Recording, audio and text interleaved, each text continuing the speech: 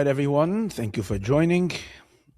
We're a day late in the class, but yesterday was the Siyum HaRambam, so that was what was going on.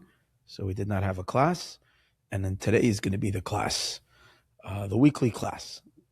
And I hope this will not disappoint this week. A very exciting class. I do want to dedicate this class l'schus, the very holy soul of Tal Bas Yitzchak and Hadassah. May this be to the schus of her luminous, bright, and special neshama. Passed away very young, unexpectedly. May she be back here soon. Okay.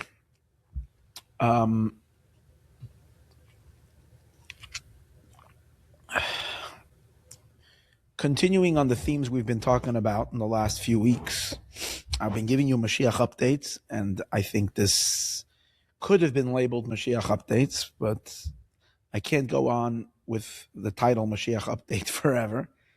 But this can technically be Moshiach update 11, which is a significant number that we're going to be talking about today. The last Moshiach update class was class number 9. However, last week's class, called Can Gaza be Mashiach's private property, was really also a Mashiach update. And so that would have been Mashiach update number 10. This can really be Mashiach update number 11, which is super significant and awesomely great. So the subject matter that I want to talk about today is that I believe we, again, I'm sharing with you, based on some really solid, powerful, essential concepts that we've been sharing over the last, I've been sharing over the last many years, but we kind of concentrated it into the last, those Mashiach update classes. So based on those fundamental concepts and including some more ideas,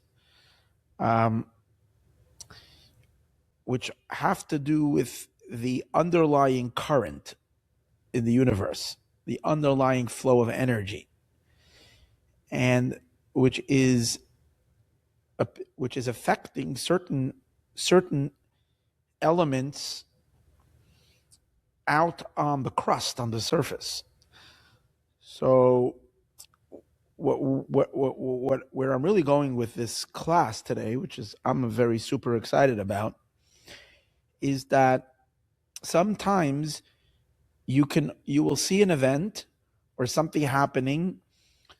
It looks like a small shift, like almost like how do they call these people who measure the scientists who look at the earth, who go out to earthquake country, and they look at what are these places, the fault, and they can take a look and they see certain cracks on the ground.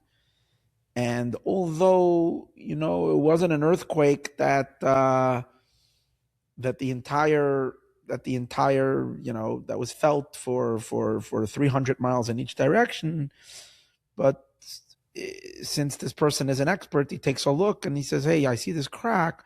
This is an indication that something big has shifted. What do they call it? The tectonic plate has shifted in a way that it maybe did not make such a destruction above, but it's huge. So I am not claiming to be the expert of experts, but I can only share what I know. So I'm sharing what I know. What is beyond my knowledge is beyond my knowledge. But what I'm seeing, and what I saw happening in the last bit of time, it's like from my little view is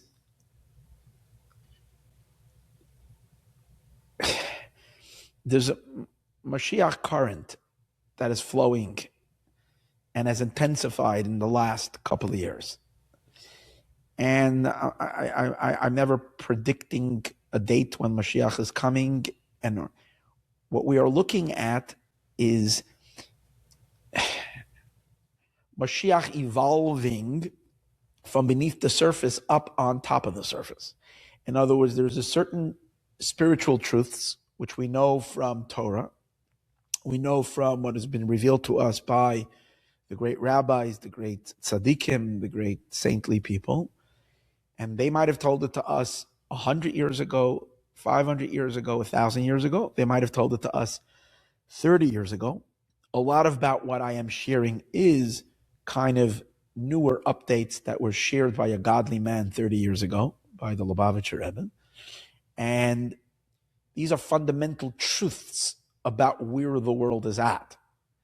But problem is that when we look with our fleshy eyes and we look and we only see the outer crust of existence, sometimes it seems to be contradicting what we have been told in Torah. We have been told by the great saintly people. And what I'm following in the last couple of years is certain indications of this deeper truth making its way up to the surface. So everything we've been speaking about is very important. It's accumulative. It's not like, oh, we mentioned this and it didn't happen. It didn't happen. I'm not pointing to a one-time event. I'm pointing to an evolution of an underlying deeper truth that's becoming more evident and more evident and more. It's the outer fake external skin or shell is cracking more and more and more. It's like when a little chicken, a chick inside an egg hatches, it starts to crack the egg, and suddenly the chicken comes out, and more of the outer shell of the egg falls off, and then you see the chick. So I'm seeing the chick Moshiach, and I keep on seeing more and more of the outer shell falling away, and the chick being born. In this case, Moshiach, the reality coming to the world. And in that sense, there's something super exciting that I'd like to share that I believe happened last week. And I'm going to focus in on what seems to be a small little event, but it's not small and it's absolutely cosmic. And the timing of it is on God's clock, like impeccable. You just have to bear with me a little bit to go through the class in which I will try to explain this. And this really means that what happened, where we stand this week at this class, where I stood last week when I gave the class versus where we're standing this week giving this very same class, it's about just a week later, is light years away. We moved into a whole new stage. And that's what I'd like to share with you. So this is exciting, and this has practical applications in mine and your lives, which means the godliness of ourselves and the godliness of the world and the infinite truth of God and the infinite power of our own souls as it's becoming unified with the singular truth of the one and only is so much more expressible and accessible now than it was last week. So my outcome of this class is that if you tried to do something holy and godly and push something through in the world last week and you couldn't do it, try again this week.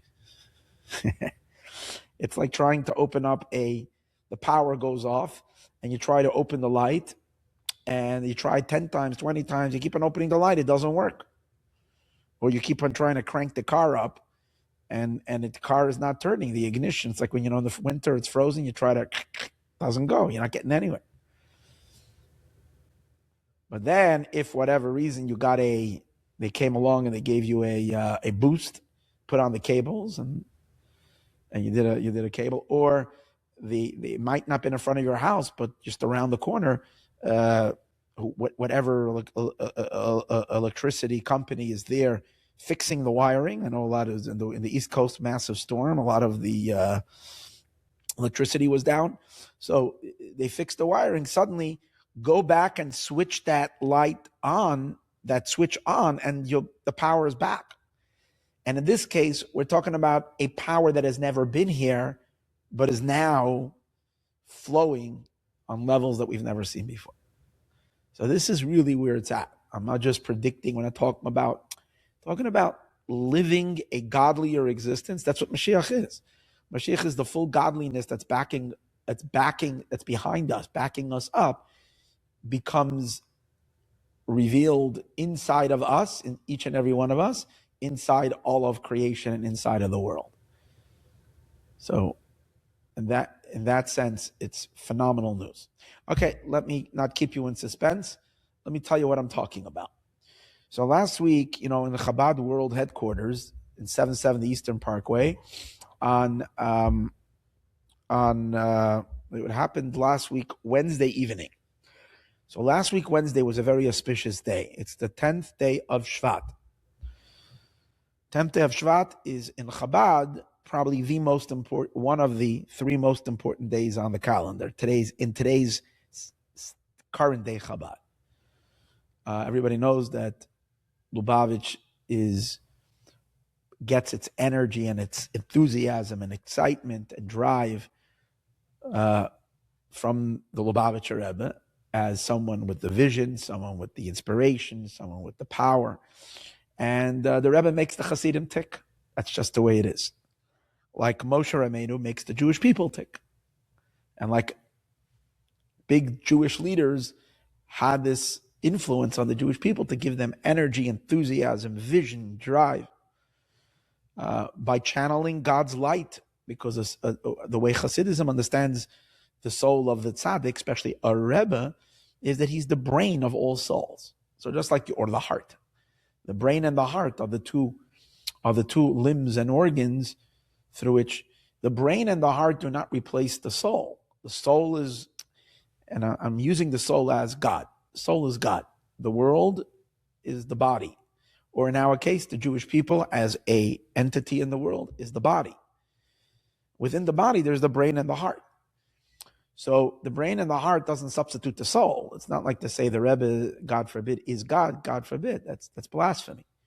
What we're saying, the idea of a tzaddik and of a Rebbe is that all of our souls are interconnected, and this is a concept in Kabbalah and mysticism all over in which the Arizal talks about it. All souls form one body, and the tzaddik and the leader of the generation, and especially in times of history, certain super leaders who stand out more than anyone else, even of earlier generations, which they represent the heart and the brain of the Jewish people. Rosh B'nai Yisrael. That's what Rebbe stands for. If you break the acronym, Rosh B'nai Yisrael, the head of the Jewish people.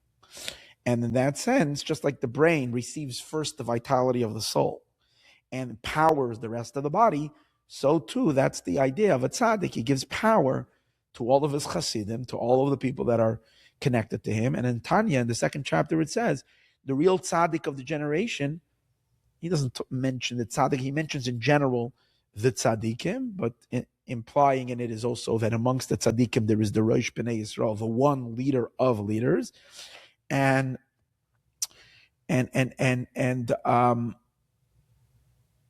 he says over there something interesting, that even those who don't follow him, even those who for whatever reason are not aware that he is the super tzaddik and the nucleus of the people, they too receive their juice from the power in their souls, all their spiritual vitality. And in other places it says even physical blessings are not produced by the tzaddik, but they are channeled through the tzaddik's neshama. And it's not considered a mediator, because when Jews, that's called idolatry, we're not allowed to believe in a mediator. It's not a mediator. It's based on the idea that all Jewish people are one soul. So your head is, if your feet needs a healing, and you take a pill that stimulates something in your brain, That's not called using your brain as a mediator for your feet. Your brain and your feet are one entity. So plugging into the tzaddik and getting inspired and energy, it's one neshama, one soul. So the reason why Yud Shvat is such a great day is because the anniversary of the Lubavitcher Rebbe becoming Rebbe on Yud Shvat. And his predecessor, the previous Chabad Rebbe, Rabbi Yosef Yitzchak, passed away on Yud Shvat. Okay. So last week was the 76th anniversary since the previous Lubavitcher Rebbe passed away in 1950. So from 1950 to 2026, 76 years. And it was the 75th anniversary from when the Lubavitcher Rebbe became Rebbe, which was a year later, on the very same date, on the anniversary of the date. Okay. Now, what would happen on Yud Shvat? Well, what happens across the entire Chabad world is that people gather together and they're inspired. They have what we call a farbrengen. We say l'chaim, we sing, we tell stories, and every single person does soul searching and thinking, am I utilizing the powers that are being given to us by the leader of the generation, who's expecting of us to light up the world with more Torah and more mitzvahs so that we can bring Moshiach and manifest God in the world? Me as a finger, me as a toe, me as a calf, me as the heel, me as, I don't know, whichever part of the body you are, me as whichever part whatever role you play, you as the mouth. Am I doing enough? One thing about the Lubavitcher Rebbe is that anybody knows anything about him, is that he doesn't stop pushing more and more and more and more and more. He kind of expects and sees in any Jew. It's not just his followers. We mentioned earlier the Rebbe's, directing all Jews to utilize their full capacity, full capacity. It's a day of soul searching and of connection and of feeling, okay, as much as we've done last year, we can do so much more, and gaining empowerment. I'm spending a lot of time on this, which I shouldn't. This is just a general Hasidic understanding of how Chassidism works and the significance of this Yud Shvat. And this year was a special number because it was 75. So the Rebbe would always make big deals about these numbers, like 50 years, 25, and milestones, because milestones have spiritual significance as well. Okay, 75, we discussed that earlier. The event that I'm talking about, which was an interesting event, was, so as Hasidim gathered globally, all over the world to commemorate this, in every city, in every place, because we know Chabad is everywhere, the headquarter farbrengen, the main one, is in 770. And based on what the Talmud says regarding Rabbeinu HaKadosh, that he would come back even physically in his body to make Kiddush for his family.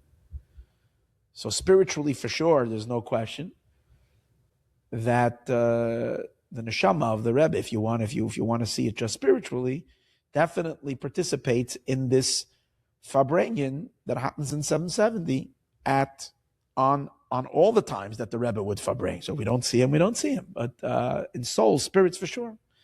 And then others believe more than in spirit, but also in physical, but a more refined physical existence that we can't see. I'm not going to get into it right now. What's the basis for that belief? There is a lot to talk about that, but again, that's not for now. Okay, so one thing is for sure, that some kind of an energy happens there, and Hasidim get together. Like there's a famous song from Yehuda Green where he sings, "Ad Rebbe as Bayeder Kibbutz von Chasidim is the Rebbe da." I think it's based on something that comes from the Breslov dynasty. Rabbi Nachman said, Rabbi Nosson said, maybe Rabbi Nosson said. I'm not exactly who the originator of this thought is, that if Chasidim in Breslov is a Chassidus that remained connected to Rabbi Nachman, who lived 200 years, they didn't have a successor. So in Breslov, I think there's a phrase that when Chasidim get together, the Rebbe is definitely there.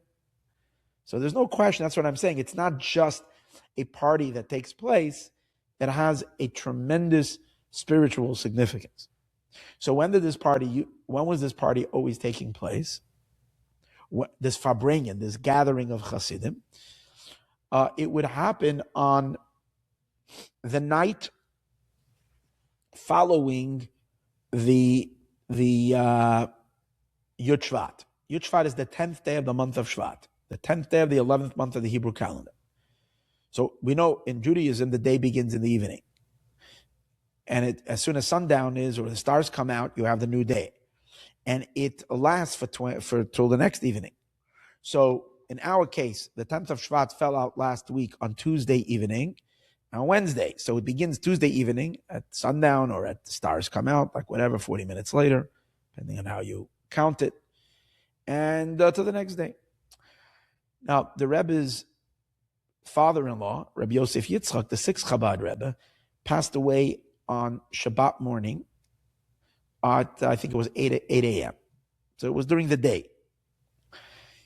As mentioned, the Rebbe was immediately asked, the Rebbe is the son-in-law, the Rebbe Menachem Mendel, the successor, he's the son-in-law, and he, spiritually, to some degree, as soon as his father-in-law passed away, there's no question that he was appointed from above, already the successor. Because the world cannot be without a leader. But sometimes the leader is hidden, and sometimes the leader is revealed. So there is no question that the Rebbe at that moment was already Rebbe. But he himself was not comfortable with it. It took an entire year of a lot of petitioning and literally pleading from the Chassidim that he should accept that role. And only a year later, literally a year later, on the first anniversary of his father-in-law's passing,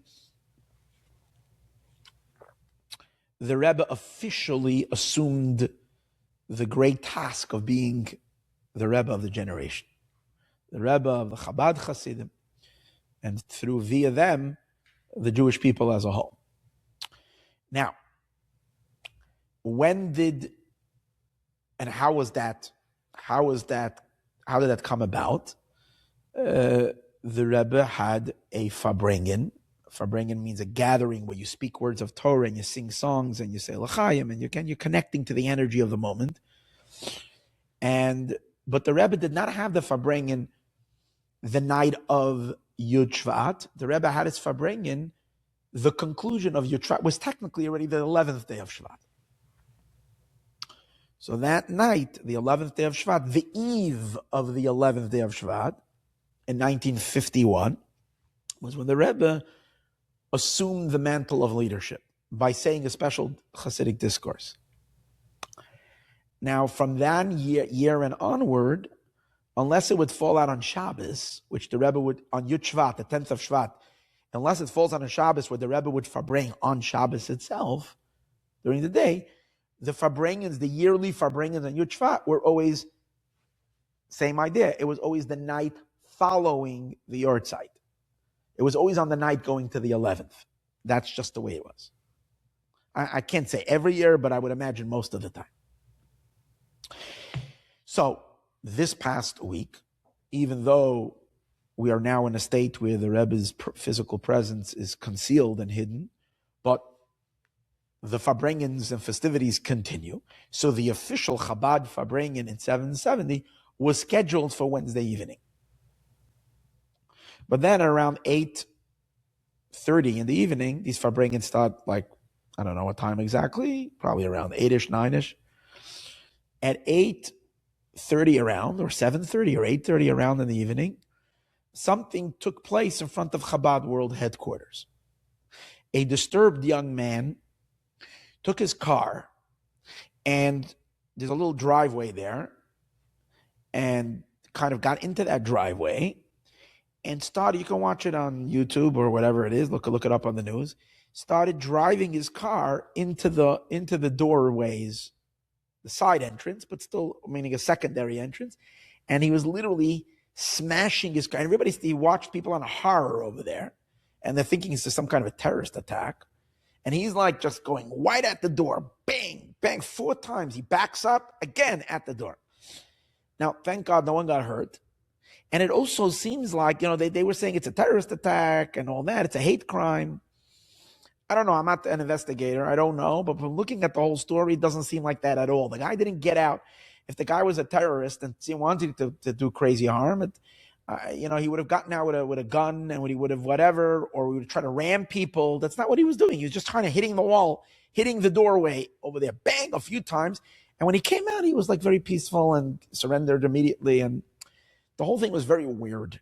The whole thing was like such a strange situation. Obviously, it seems like the person had some kind of, maybe had grievances, maybe he was it seems like the person was not mentally stable. It's clear. They even have videos of him a week or two earlier being in 770 and dancing. There's a lot of dancing going on in 770. It's a Hasidic place. There's a lot of dancing. So he was there and dancing. Okay. All right. 770 is an interesting place. It's never a dull moment. It's like, it's a magnet for interesting people. It's like two places in the world you'll meet everybody and everybody can come there. And a lot of times, all kinds of strange people. The Kotel in Jerusalem, because there's no everybody can go there. The Kotel, the Western Wall, and 770. It's like, and particularly, because it's such a high energy place, it attracts sometimes strange people. So the fact that this guy came driving in and smashing in the wall, all right. But the bigger story, as I see it, is because of that, they canceled the farbrengen. The police came and it was a hate crime, or at least a suspicious terrorist or hate crime. The mayor of New York shows up to speak. They shut down 770. Everybody had to go out. So there was no farbrengen that night. Instead, what happened was they had to do the farbrengen the following night, which was Thursday night. Which is interesting because I, over here in Los Angeles, without knowing what was going to happen in 770, also set my farbrengen for Thursday night. I didn't want to interfere with a ladies' event on Wednesday night, and Monday night there was a big event with another rabbi over here. I figured, what would be the best night for me to do it? I'll do it the last possible night, the end of the 11th day of Shvat, and I have a special affinity for number 11 of Shvat, as we're going to talk about. So I felt it was and it coincided with actually the farbrengen in 770. Okay, so this seems like just a little story. This doesn't seem cosmic. It doesn't seem global. It doesn't seem like a little thing. Here, a guy comes and he knocks down the doors, and the farbrengen. But where am I going with this?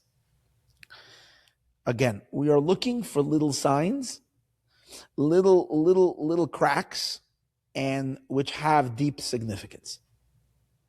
So, number one, it's not small. You know why it's not small? Because someone's changed the Rebbe's schedule. A crazy lunatic comes crashing into the door and it switched the schedule.